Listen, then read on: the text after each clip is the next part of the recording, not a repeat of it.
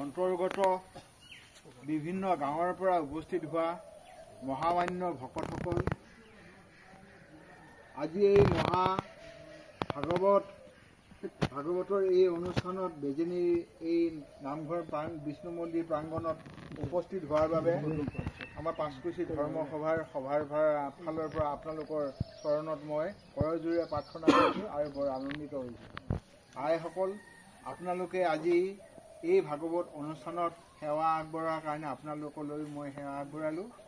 আজি আমাৰ এই ভাগৱত পাঠৰ প্ৰথম কাৰ্যসূচী ধৰ্মধ্বজা উত্তোলন হ'ব আৰু এই ধৰ্মধ্বজা উত্তোলন কৰিবলৈ আমাৰ মহামান্য গুৰু বলদেৱ গোস্বামী দেৱক এই ধ্বজা উত্তোলন কৰিবলৈ আমি অনুৰোধ জনালোঁ। তাৰ আগতে আমাৰ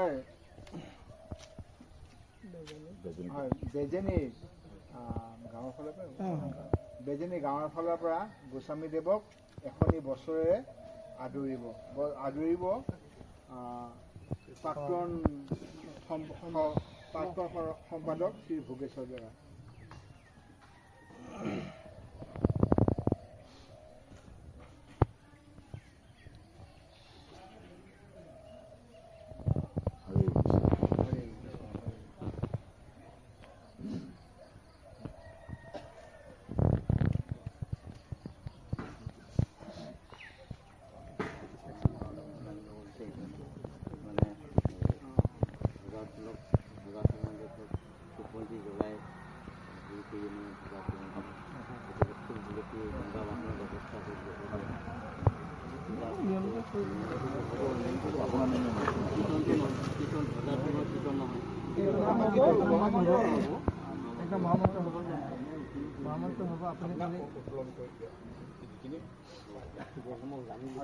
ভকত বৈষ্ণৱসকল, গুৰুদেৱে ধ্বজা উত্তোলন কৰাৰ লগে লগে মহামন্ত্ৰ আমাৰ মাননীয় শ্ৰীযুত